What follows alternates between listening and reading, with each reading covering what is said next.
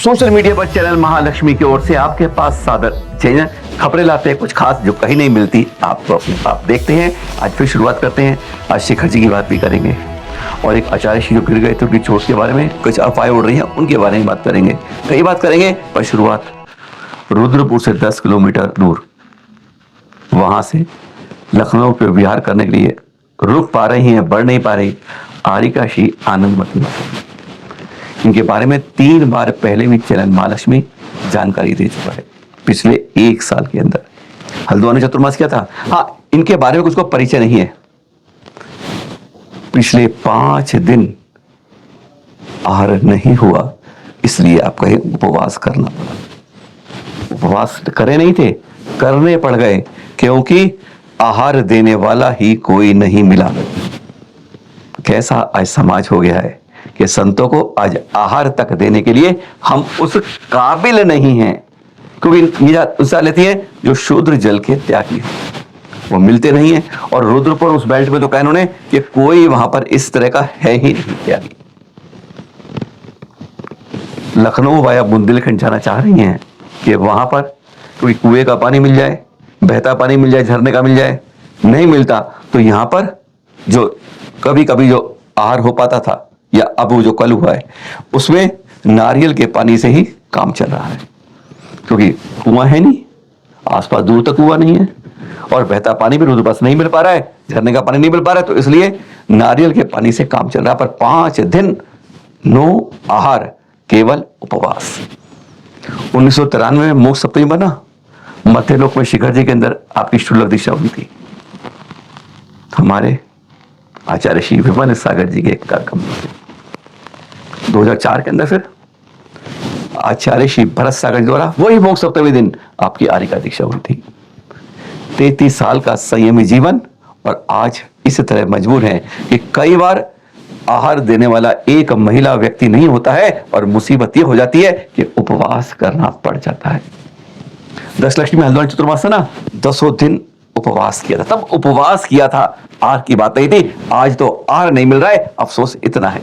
हमने बहुत कोशिश की, संपर्क किया, उनसे बात करी, हमने यह सवाल तक पूछ लिया, आप अकेले क्यों हैं संघ में? अच्छा, अफसोस यही है, अगर कोई साधु अपने साथ व्यवस्था बना के चलता है तो हम कहते हैं साथ में परिग्रह क्यों चलता है, समाज इतना बड़ा है, दिक्कत क्या हो रही है। और जब कोई अकेला होता है तो उसके साथ कोई आहार देने वाला भी नहीं मिलता है। कैसी विडंबना है यार। इधर करें तो यानी इधर कुआं इधर खाई, और बीच में कहें तो मुसीबत हर समय आई। आज हालत यही है। हमने ये भी पूछा उनसे, आप अकेली क्यों रहते हो? उन्होंने कहा नहीं, मैं अकेले नहीं हूं, मेरे साथ भगवान रहते हैं।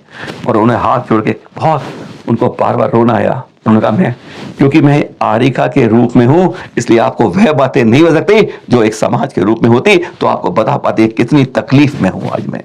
बहुत दर्दनाक।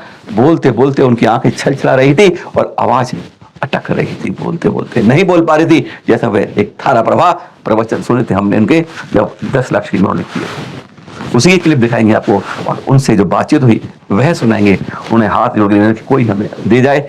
1 महीने की बात है, मैं लखनऊ होके बुंदेलखंड पहुंच जाऊंगी, वहां किसी को कोई शिकायत नहीं मिलेगी, क्योंकि वहां इस तरह के चौके लगवाने वाले बहुत लोग मिल जाएंगे। सुनेंगे जरा, 5 दिन तक आहार नहीं कोई मिला, ऐसी आरिका श्री आनंदमती माता की क्या बात हुई, क्या अपील है उनकी, हाथ जोड़ के निवेदन के साथ। 33 साल की त्याग तपस्या के बाद भी आज हमारे यहाँ हम चौका आहार नहीं दे पा रहे, कितनी विडंबना है। सुनिए अभी क्या स्थिति है। अभी मेरे को बिहार है, इस एरिया को छोड़ना है मेरे को जी। उत्तर प्रदेश से मेरे को मध्य प्रदेश की तरफ जाना है, तो मेरे को 15-20 दिन, 1 दिन, 1 महीने के लिए कोई ऐसा कोई भाव अपने भावों से आहार बना सके, आज दे सके, ऐसे युवक की मेरे को युवती की जरूरत है। अभी इस समय कोई आहार करवाने वाला नहीं है वहां पर? अभी तो एक औरत आ रही है, वो विलास, वो वहीं पे यहीं तक रहेगी, वो आगे नहीं जा रही है। वो आपको जाना कहाँ पर है? मेरे को एमपी की यात्रा करनी है, बुंदेलखंड की। बुंदेलखंड। आप इस समय कहाँ पर है? मैं अभी रुद्रपुर से 10 किलोमीटर दूरी पे हूँ। रोज 10 किलोमीटर दूर है। अभी सुना कि आपका 5 दिन उपवास हो गया था, आहार नहीं मिल पाया था। हाँ, कल ही हुआ था मेरा आहार। मतलब 5 दिन बाद कल हो पाया था। हाँ क्योंकि आपने कुछ नियम करे हैं, शुद्ध जल के बारे में आता है तो कोई हाँ वही ना भैया, कुएं का पानी और अभी कुआं नहीं है, बहता हुआ पानी भी नहीं है झरने का, तो मेरे को नारियल का पानी का चौका बन रहा है मेरा। नारियल के पानी से बन जाता है, क्योंकि यहाँ पे कुएं का पानी की व्यवस्था नहीं है और बहता पानी भी नहीं मिल पाता, दिक्कत आती है। नहीं बिहार में तो देखो हो जाएगा, फिर मेरे को एमपी वाले वहाँ पे तो कुआं मिलेगा सब जगह। वहां तो मिल जाएगा, हर जगह मिल जाता है, बुंदेलखंड में तो हर जगह मिल जाता है। हाँ लखनऊ की तरफ जाना मेरे को, लखनऊ और इधर की यात्रा करते हुए अपने बुंदेलखंड की यात्रा करनी है। आप संग में अकेली है, कोई और साथ में नहीं है आपके? भगवान ने मेरे साथ में से पहले जी आचार्य विमल सागर जी, आचार्य भरत सागर जी की शिष्य हूँ मैं। आज 36 साल हो गए मेरे को दीक्षा लिए हुए। क्योंकि पहले आप हल्द्वानी उधर भी गई थी। हाँ मैं हल्द्वानी भी गई थी, हल्द्वानी में चतुर्मास किया, फिर मैं यहाँ पे रुद्रपुर इधर आई। अभी मेरा आगे बढ़ना हो ही नहीं रहा है, क्योंकि लोग बाग चलते नहीं आगे के लिए, बोले नहीं हम नहीं जाएंगे। मेरे को आगे बढ़ना है, मेरे को ये एरिया छोड़ना है, तो मेरे को बहुत मुश्किल हो रही है भैया। आप व्यवस्था कीजिए, आपको भगवान बहुत बहुत बहुत मेरा आशीर्वाद आपको, बस मेरे को इसी एरिया को छुटकारा दिलाना। मेरे को शरद भाई साहब बोल रहे हैं आप जी जी दिल्ली में, मैं वहीं से मेरी यात्रा हुई थी। मैं बद्रीनाथ की यात्रा, वो पहले कंचन भाई थे, फिर एक ब्रह्मचारिणी आई थी, वो मतलब ये मांगी तुंगी से आई थी, भैया ने भेजा था जी। यहाँ पे पंडित जी थे, तो उन्होंने क्या किया था, वो फिर उन्होंने बहुत ही होने लगे, तो फिर मैंने उनका अच्छा लेने का नियम ले लिया।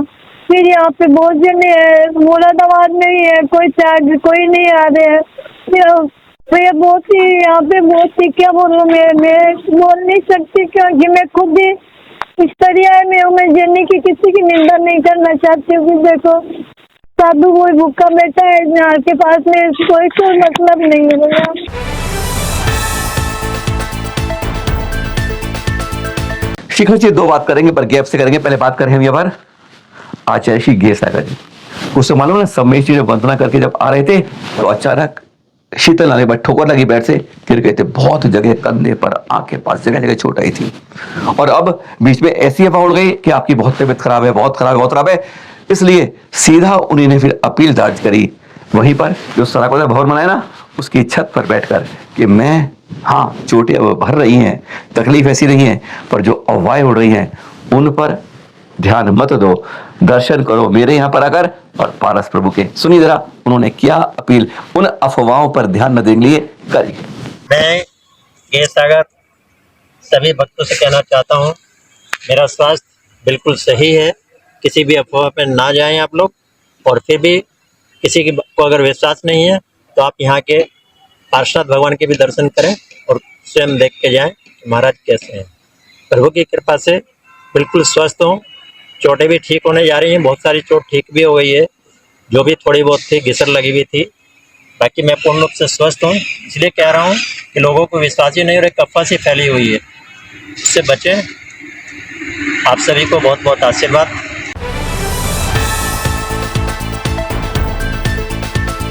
रविवार को हमने शिरपुर की आपको खबर दिखाई थी ना कि जहां से 100 साल से बंद तलगर से 31 दिगंबर प्रतिमाएं निकली और पता चला कि यह दिगंबरत्व रूप में, यह अंतरिक्ष पाश में, पर वहां का दिख रहे फोटो दिखा रहे आपको। ये उसी शनिवार को सुबह 10 बजे जब वह भारती कीर्तिजन बाइक से आई दर्शन करने के लिए अपने पति जी के साथ, और जब आई तो कहते हैं जैसे उन्होंने बाइक से उतरी, 2 श्वेतांबरों के कर्मचारी उनके पास आए।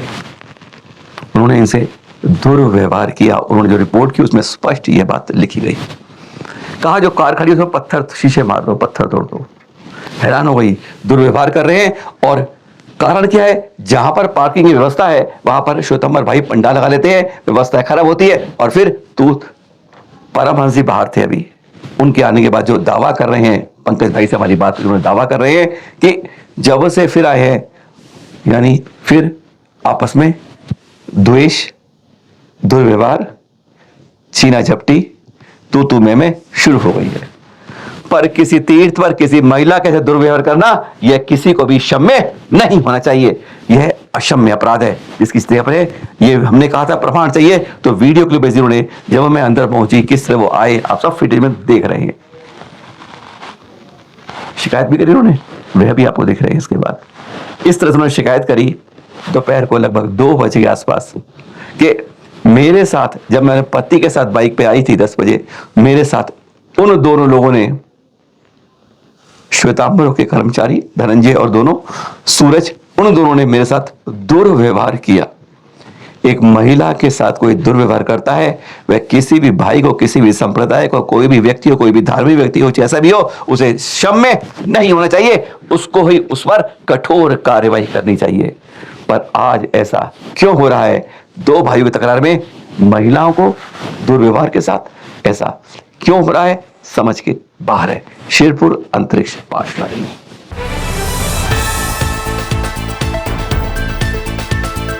परसों के दर्शन दिखा रहे हैं आपको। जो काम हुआ, लोकार्पण हुआ संत भवन का, टोंक के पास के दृश्य देख रहे हैं। बरौनी के अशोक सर्विस सेंटर के पास संत भवन का। आचार्य श्री वर्धमान जगह से कहते हैं जब ये हुआ कि संत भवन का निर्माण करवाना एक प्रकार से अभय दान के अंतर, 4 तरह का दान है ना, उसमें धन का दान नहीं आता है, पर यह इस तरह के संत भवन निर्माण करके समर्पित करना यह अभय दान के अंतर्गत आता है। वह पुण्य आपको मिलता है। और जो अनुमोदना करते हैं 6ठा हिस्सा तो बिना बात के वह भी ले जाते हैं। ये दृश्य देख रहे हैं जब उस भवन का लोकार्पण जब चलते हैं इस ओर की ओर से कई संतों के लगातार विहार होते हैं। उन सबको एक ठहराव मिल जाएगा यहाँ पर रुकने का। अशोक सर्विस सेंटर के पास जो देख रहे हैं आप बरौनी में, वहां पर इसका लोकार्पण आचार्य श्री वर्धमान सागर जी सत्संग द्वारा किया गया। और इस समय एक बड़ा कुछ चमत्कार सा लगा, वह दिखाते बताते भी है। गंभीरमल परिवार द्वारा संत भवन निर्माण करवाया। और फिर बरौनी से शिवाई विहार होना था। यहाँ पर जब आहार हुआ ना, जैसे मानो ना आचार्य संघ का जो आहार होता है वह अंगीठी पे होता है। जहाँ आहार बन रहा था ऊपर 7 मधुमक्खी छत्ते और मक्खियां बना रही थी। सोच लीजिए जब अंगीठी का धुआं जाएगा तो फिर क्या होगा, क्योंकि मालूम है ना किसी छत्ते से अगर मधुमक्खी हटानी हो तो धुएं का प्रयोग आज भी करते हैं। उसके बाद आसपास कोई ठहरता नहीं है। पर यहां कैसा अतिशय हो रहा था, पूरा संघ 57 साल की दीक्षा के बाद की तपस्या, लगातार अंगीठी चलती रही 2.5-3 घंटे और मधुमक्खियां भ्रमराती रही, पर कोई भी नीचे आक्रमण करने नहीं। हजारों के रूप में मक्खियां थी, हैरान की इस बात। और दूसरा बहुत ज्यादा वानर थे, बहुत वानर थे, लेकिन कोई भी उस क्षेत्र में नहीं आया जहां पर आहार हो रहा था। किसी चमत्कार से यह कम नहीं था कि तपस्वी जहां पर आहार कर रहे हो, अंगीठी चल रही हो, परेशान करने का धुआं उन तक पहुंच रहा हो, एक नहीं 7 मधुमक्खियों के बड़े छत्ते, हजारों मक्खियां, लेकिन किसी ने आकर परेशान नहीं किया। जो देख रहे थे सैकड़ों में लोग वहां थे, पर हर कोई हैरान था इन दृश्यों को देखकर। लगता था पंचम काल का यह वास्तव में एक बड़ा चमत्कार था।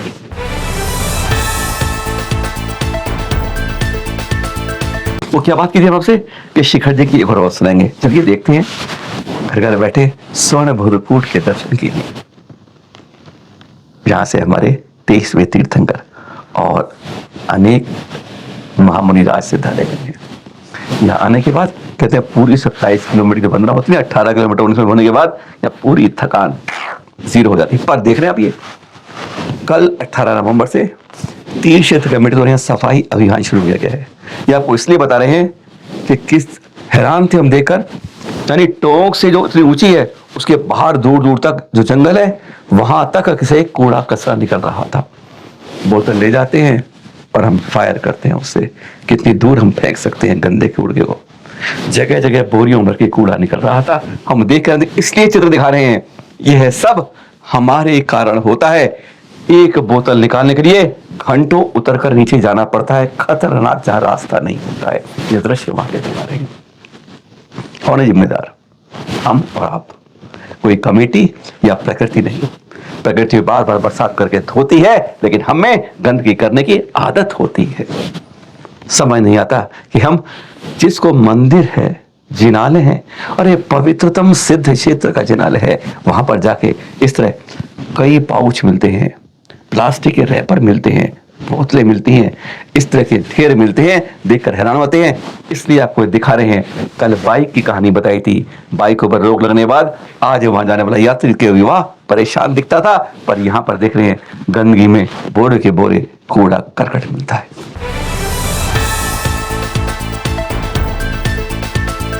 अब आते हैं कुंथलगिरी, यहाँ पे कुछ समय 20 तारीख दिसंबर को आचार्य गोवर्धन जी महामस्तकाभिषेक करवाने वाले हैं। आप लोगों के इंतजार रहेगा। पर ये देख रहे हैं वहां पर उसमें पिच्छी परिवर्तन, व्यापक श्रमण, वीर सागर जी, विशाल सागर जी, धवल सागर जी और अन्य साधुओं के यह पिच्छी परिवर्तन कुंथलगिरी से कुलभूषण देशभूषण मुनि महाराजों की सिद्ध स्थली मोक्ष स्थली। कुछ दृश्य ऐसे होते हैं, यादगार होते हैं। और पिच्छी परिवर्तन वह होता है, संत के हाथ में एक पिच्छी आती है और दूसरे किसी गृहस्थ के पास पहुंचती है। कहते हैं जिनके घर में पहुंच जाती है और आदर सम्मान करते हैं, वहां पर अकाल मृत्यु नहीं हो रही।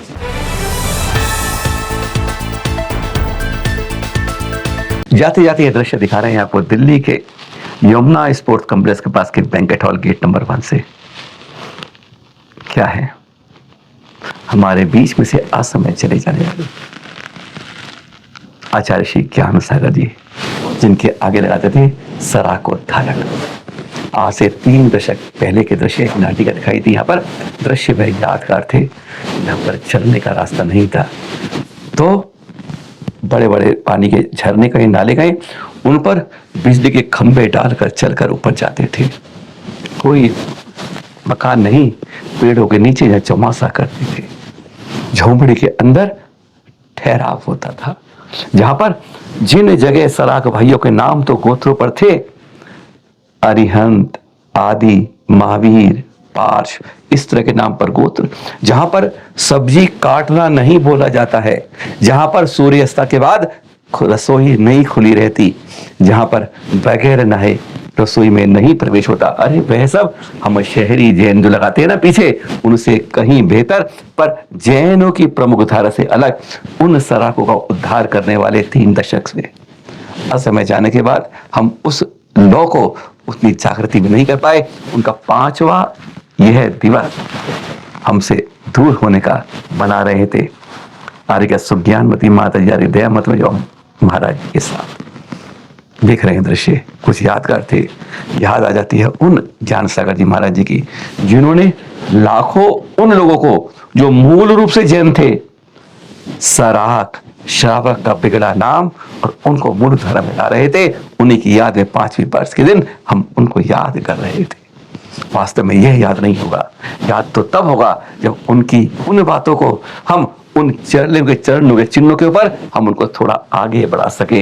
जो ज्वाला उन्होंने जलाई, जो उन्होंने एक जगह दिखाई, जो उन्होंने एक जागृति लाए, उस जगह को, जिन पौधों को उन्होंने सींचना शुरू किया, उन सींचे पौधों में पानी देकर उन्हें बड़ा करे और उन्हें मूल लाखों लोग, जितने जैनों की गिनती सरकार अब कहती है उससे आधे से ज्यादा, तो सराख अगर जुड़ जाए तो गिनती अपने आप 1 अंक आगे बढ़ जाएगी। फिर मिलेंगे आपके साथ कुछ ऐसी जानकारी। मिलते रहिए, देखते रहिए चैनल महालक्ष्मी पर। सादर जय जिनेंद्र के साथ।